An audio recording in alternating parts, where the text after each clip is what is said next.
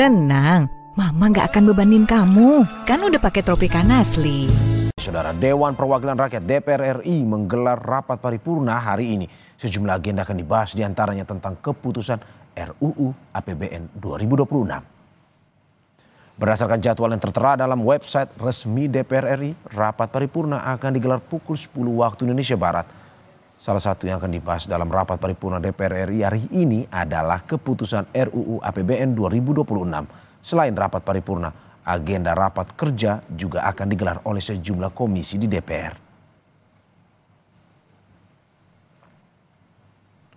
Dan untuk mengetahui informasi selengkapnya, kita sudah terhubung dengan jurnalis Kompas TV Claudia Carla dan juru kamera Julian Fernando di gedung DPR Senayan, Jakarta.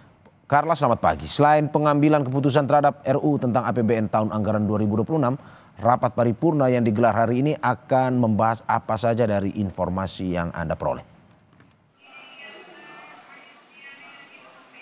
Ya, baik Mario dan juga saudara, memang hari ini DPR RI akan menggelar rapat paripurna yang dijadwalkan mulai pada pukul 10 pagi di Gedung Nusantara 2 Kompleks atau kawasan DPR RI.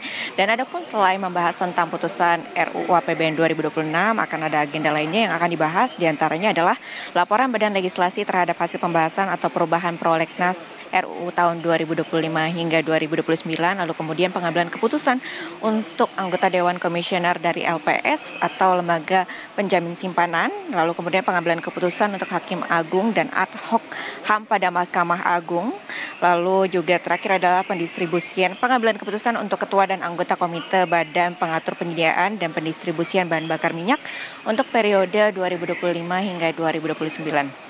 Mario dan juga saudara, RUU APBN 2026 ini memang menjadi agenda utama dari rapat paripurna yang akan digelar hari ini.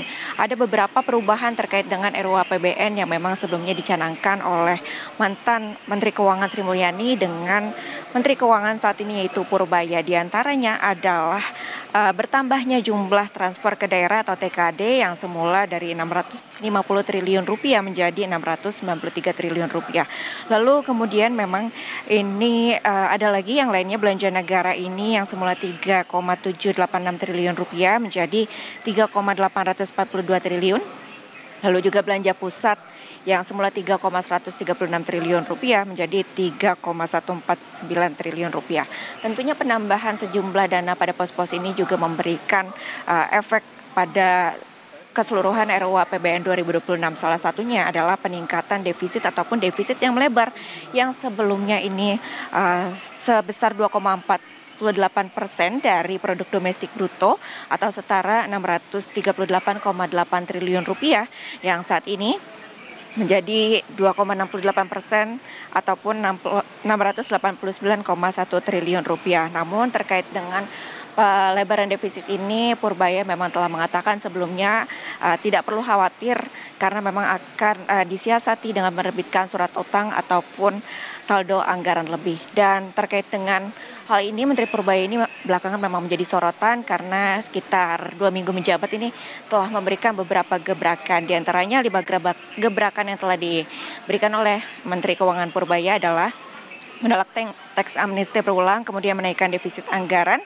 yang menjadi 26,8%, lalu kebijakan tarif cukai rokok dan berantas cukai ilegal, lalu kemudian tarik dana MBG yang menganggur dan akan melakukan patroli ke kementerian dan juga menarik uang BI yang akan dipindah ke Himbara sebesar 200 triliun rupiah. Mario.